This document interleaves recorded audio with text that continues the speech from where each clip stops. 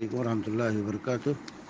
بسم الله الرحمن الرحيم. الحمد لله رب العالمين، والصلاة والسلام على خاتم الأنبياء والمرسلين وعلى آله وصحبه اجمعین، اما بعد.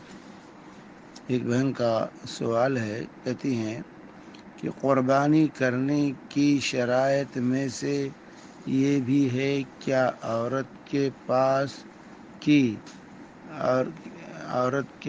پاس اگر 7 تولہ سونا ہے تو اس پر قربانی واجب ہوگی؟ دیکھیے، قربانی کے وجوب کے لیے 7.5 تولہ ہونا یہ شرط نہیں ہے.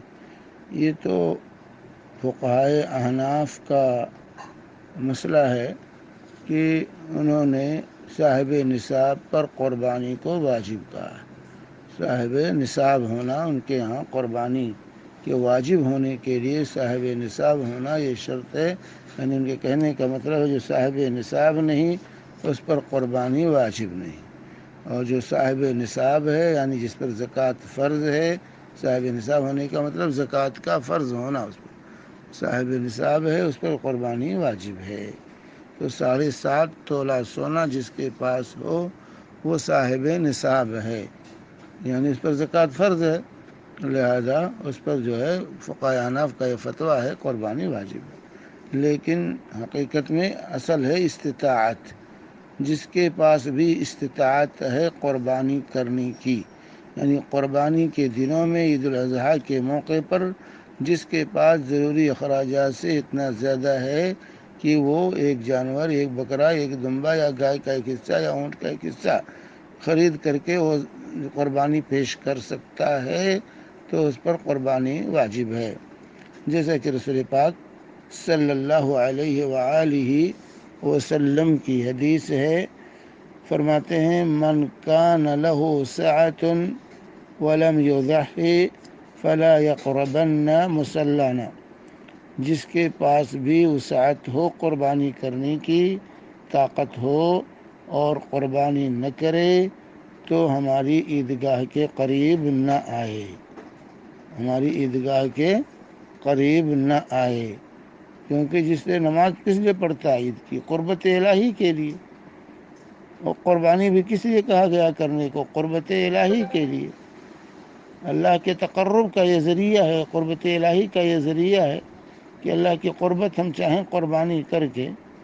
تو نماز کے ذریعے اس وقت قربت کا جو ہے تقرب کا کوئی فائدہ نہیں اگر قربانی نہیں کرتا ہے. تو جو ہے قربانی یہاں صاحب نصاب ہونا شرط نہیں، وسعت ہونا شرط ہے. یہ روایت ابن ماجہ کی ہے، حدیث نمبر 3123. اسی طریقے سے جو ہے پوری فیملی کی طرف سے ایک قربانی، پوری فیملی پر قربانی عائد ہوتی ہے. پوری فیملی کی میاں بیوی بچے، ایک فیملی ہے، اس فیملی کی طرف سے ایک قربانی کافی ہے. ہر فرد پر قربانی واجب نہیں ہوتی. ہر فرد پر قربانی، جو بیوی پر الگ واجب ہو، شوہر پر الگ واجب ہو، چھوٹے بچے ہیں ان پر الگ الگ واجب ہو، نہیں. قربانی پوری فیملی پر ایک قربانی عائد ہوتی ہے. ایک قربانی کر دیا انسان نے، اس کی طرف سے اپنے بال بچوں کی طرف سے قربانی ادا ہوگی. جیسے کہ مخنف بن سلیم رضی اللہ تعالی عنہ کی حدیث ہے، کہتے ہیں كنا وقوفا عند النبی صلی اللہ علیہ وسلم بعرفہ فقال یا ایھا الناس ان علی کل اہل بیت فی کل عام اضحیہ. مخنف بن سلیم کہتے ہیں کہ ہم نبی کریم صلی اللہ علیہ وسلم کے ساتھ عرفہ کے دن وقوف کیے ہوئے تھے. عرفات میں آپ نے فرمایا اس وقت کہ اے لوگو، یقیناً ہر فیملی پر، علی کل اہل بیتن، ہر گھر والے پر یعنی فیملی پر، فی کل عام ہر سال میں، اضحیۃ قربانی عائد ہوتی ہے. دیکھیے ترمذی حدیث نمبر 1555، ابو داؤد 2771، ابن ماجہ 3125، سنن نسائی جلد نمبر 7 صفحہ 167. یہ سنن اربعہ کی یہ روایت ہے. تو قربانی جو ہے یہ انسان کو ضرور کرنا. ایک فیملی کی طرف سے ایک قربانی کافی ہے. ایک قربانی انسان نے کر دی، سب کی طرف سے ادا ہو گئی. اور یہی معمول تھا رسول اللہ صلی اللہ علیہ وسلم کے دور میں صحابہ کا.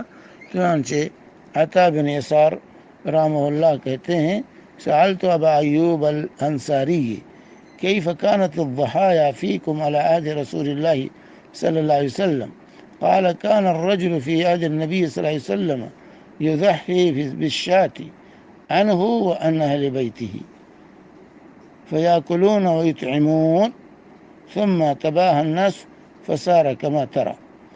عطا بن یسار کہتے ہیں کہ میں نے سوال کیا ابو ایوب انصاری رضی اللہ تعالی عنہ سے کہ رسول پاک صلی اللہ علیہ وسلم کے زمانے میں آپ لوگوں کے ہاں قربانی کا کیا دستور تھا.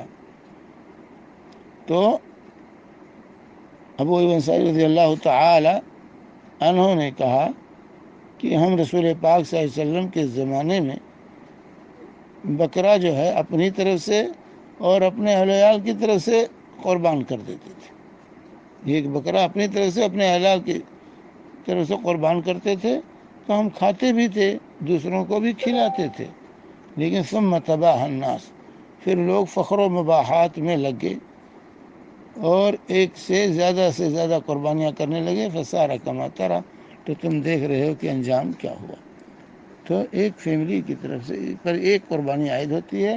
ایک قربانی گھر کے سربراہ نے کر دیا، باپ جو ہے شوہر نے کر دیا، بیوی اور بچوں کی طرف سے سب کی طرف سے قربانی ادا ہو گئی. وصلی اللہ علیہ نبینا محمد وعلی آلہ وصحبہ وسلم.